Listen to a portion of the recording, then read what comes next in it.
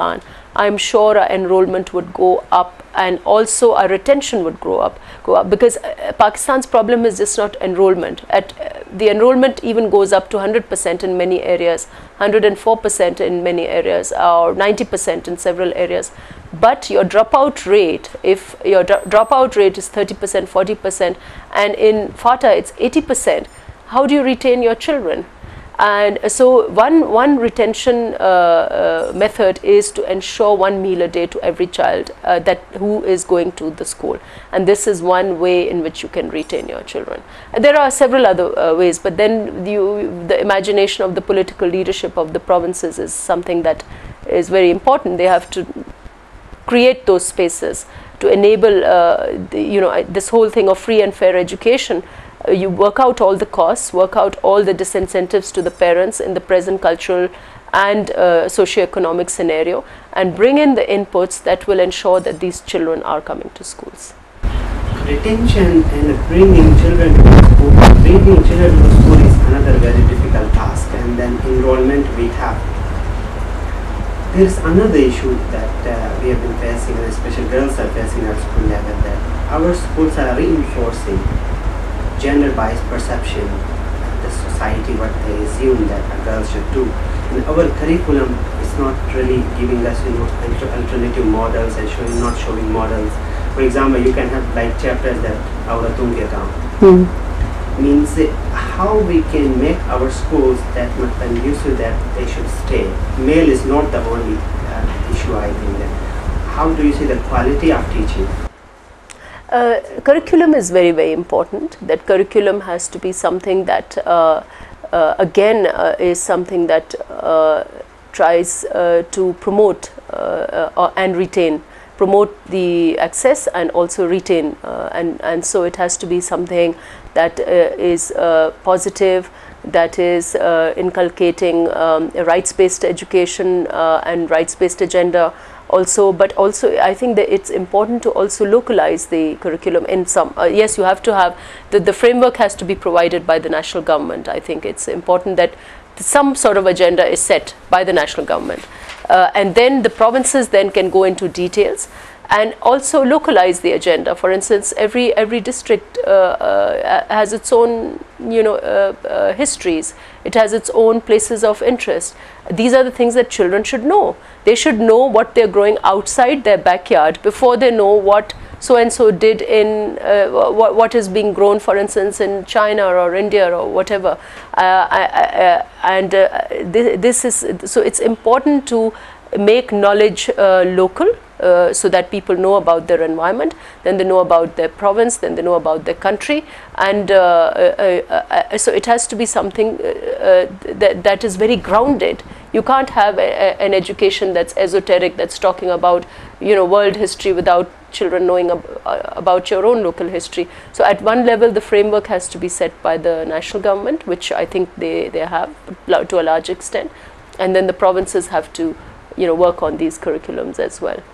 But in terms of teaching, quality of teaching, one point that I wanted to mention, which is a big missing link, is teacher retention, the teacher absenteeism. And I think teacher absenteeism is not an issue of teachers as such not wanting to educate. I reject that. I think the teachers everywhere would want to. I think what we need is an improved monitoring and management system, because you have to ensure that at least the school management systems are effective, that they're delivering, that they're responsive. And once the teachers have a sense of that, then if they, so I'm not justifying teacher absenteeism. Teacher absenteeism is a big issue in Pakistan, but it's an issue of management. You have to look at it in the overall context of how our school systems are being managed. You need to have new management systems, and you have to have new monitoring mechanisms as well. Girls' education within 10 years in Pakistan. Well, I want to see it go very, very far, but again, the constraints are so much that we have to taking into consideration the challenges. I would like to see it reach the skies, at least have and work for it. So we should, I think we should still keep our commitments in mind. We have made some certain commitments to ourselves, to the world at large. We are also responsible to the international community. We are also responsible to our people. And our party, of course, has made pledges. One of our 5 E's is, the first E is education. So, and girls' education is the missing gap. Yes, boys' education also in many areas, but girls' education is something that completely distorts our other indicators.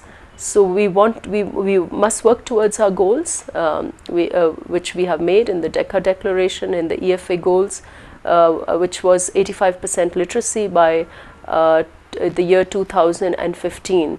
And if that is something that we all pledge our commitment, that this is what we have to work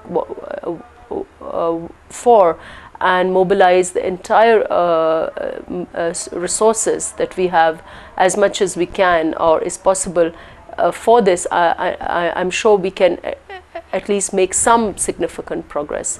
So we can't give any numbers, but I think if we improve our methods, if we improve our services, and if we as you said, if you commit resources, I think what's very important is to commit more resources.